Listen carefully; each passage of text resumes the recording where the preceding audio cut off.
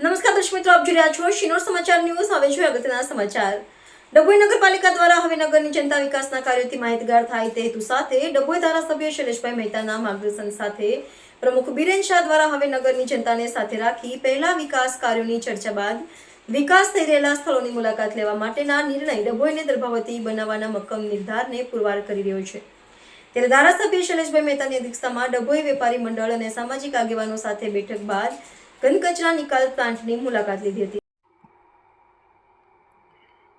ડભોઈને દર્ભાવતીની name સાથે નગરના વિકાસ કાર્યોની હરણફાળ ડભોઈ નગર માની રહ્યું છે। તેમાં હવે નગરની જનતા શું વિચારે છે અને જનતાના વિચારોને આપ લે કરવા હેતુ ડભોઈ નગરપાલિકાની નવી પહેલ સામે આવી છે। પહેલના ભાગરૂપે ડભોઈ વેપારી મંડળના સભ્યો તેમજ નગર આગેવાનો સાથે ડભોઈ નગરપાલિકામાં પ્રથમ બેઠક ધારાસભ્ય શૈલેષભાઈ મહેતામાં અધ્યક્ષતામાં મળી, જેમાં નગરના વિકાસ અંગે ચર્ચા થઈ। નગરમાં અનેક વિકાસના કાર્યો ચાલી રહ્યા છે તે વિકાસ કામોનું વિસ્તૃત માર્ગદર્શન પ્રમુખ બીરેન શાહ દ્વારા આપવામાં આવ્યું। સાથે સાથે નગરના વિકાસનો કામો સૂચનો હોય તે પણ ગ્રાહ્ય રખાયા હતા। ધારાસભ્ય શૈલેષભાઈ મહેતા દ્વારા નગરનો ખરા અર્થમાં વિકાસ થઈ રહ્યો હોવાને લઈ સંપૂર્ણ માહિતી અપાઈ હતી। તો અંતે વેપારી મંડળ સાથે ધારાસભ્ય શૈલેષભાઈ મહેતા અને પાલિકા સભ્યો ઢાલનગરના વસાહત ખાતે આવેલ ઘન કચરા નિકાલ પ્લાન્ટની મુલાકાત લીધી। ઘન કચરામાંથી બનતી વિવિધ પ્રોડક્ટનું નિરીક્ષણ કર્યું હતું, જ્યારે નગરને સ્વસ્થ અને સ્વચ્છ રાખવા વેપારીઓને સૂચન કર્યું હતું। કચરો એકત્ર કરી પાલિકાના ડોર ટુ ડોરમાં આપો, જેથી તેનો નિકાલ યોગ્ય રીતે થાય અને નગર સ્વચ્છ રહે। આ પ્રસંગે વેપારી મંડળ પ્રમુખ ભૂપેન્દ્ર જૈન, ભાજપ શહેર પ્રમુખ દીક્ષિત દવે, મહેશભાઈ પરમાર, પાલિકા પ્રમુખ બીરેન શાહ, વિશાલ શાહ સહિત પાલિકા સભ્યો અને નગરના આગેવાનો મોટી સંખ્યામાં હાજર હતા। રિપોર્ટર મિત માછી, શિનોર સમાચાર ન્યૂઝ, ડભોઈ।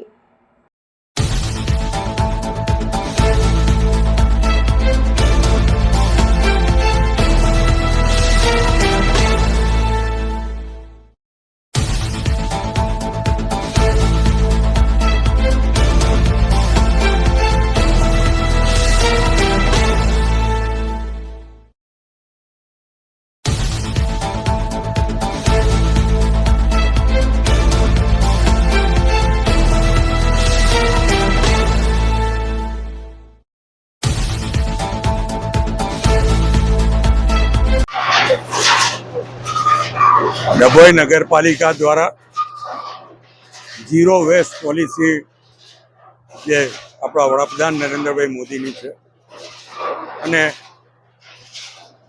વેસ્ટમાંથી વેલ્થ એટલે કે કચરામાંથી કંચન બનાવવાનું, એનો કદાચ નગરપાલિકાઓમાં મધ્ય ગુજરાતમાં પહેલો પ્રોજેક્ટ હશે કે કચરો અહીંયા લાવવામાં આવે છે। કચરામાંથી અલગ અલગ કારણ કાઢીને એમાંથી પ્લાસ્ટિકના દાણા બનાવવામાં આવે છે, એમાંથી લોખંડ ને એવી બધી જે વસ્તુઓ હોય છે એ અલગ તારવવામાં આવે છે, એમાંથી ગ્રીન કોલ બનાવવામાં આવે છે, એમાંથી ઓર્ગેનિક ખાતર બનાવવામાં આવે છે। એટલે જે કચરો ભીનો ને સૂકો કચરો અહીંયા આગળ લાવવામાં આવે છે નગરમાંથી, નગરપાલિકા દ્વારા આ પ્રોજેક્ટ કરવામાં આવ્યો છે અને આનો કોન્ટ્રાક્ટ આપવામાં આવ્યો છે। 650 રૂપિયા ટન આ કચરો કોન્ટ્રાક્ટર ખરીદે છે, નગરપાલિકાને 650 રૂપિયા ટને આપે છે।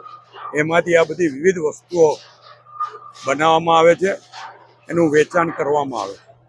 પણ મુખ્ય હેતુ આમાં સ્વચ્છ ભારત મિશન જે મુખ્યમંત્રી ને વડાપ્રધાનનું જે સપનું છે એને સાકાર કરવાના ભાગરૂપે દર્ભાવતી નગરી આગળ વધી રહી છે અને એના ભાગરૂપે આ પ્રોજેક્ટ અહીંયા આગળ સ્થાપવામાં આવ્યો છે। આજે આનું નિરીક્ષણ કરવા માટે મારી સાથે દર્ભાવતી નગરીના વેપારી મંડળના સભ્યો, સિનિયર સિટીઝન વગેરે પણ આવ્યા છે કે જેથી એમને પણ ખ્યાલ આવે અને એ જઈને નગરના નાગરિકોને જાગૃત કરે કે કચરો આપણે ગમે ત્યાં ના નાખીએ, ડસ્ટબિનમાં નાખીએ, ડોર ટુ ડોર ગાડીમાં નાખવામાં આવે અને એને અહીંયા આગળ લાવવાથી આ કચરામાંથી જે વિવિધ પ્રોડક્ટો ઊભી થાય છે એનાથી પણ આ આવકનો અને રિસાયકલિંગમાં આનો ઉપયોગ થઈ શકે।